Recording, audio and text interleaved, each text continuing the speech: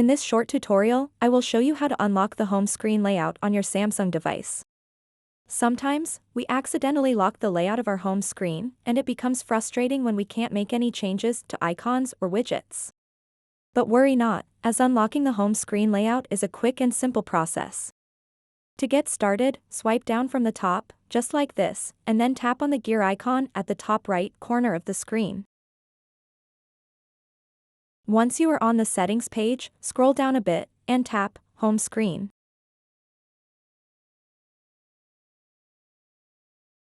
Now you'll see an option called Lock Home Screen Layout. Prevent items on the home screen from being removed or repositioned. To unlock the home screen layout on your Samsung device, simply toggle off this switch over here.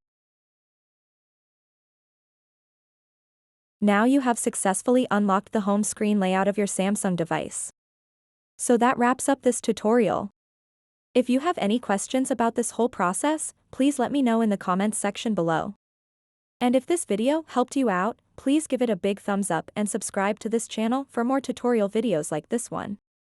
Thank you so much for watching, and have a good day.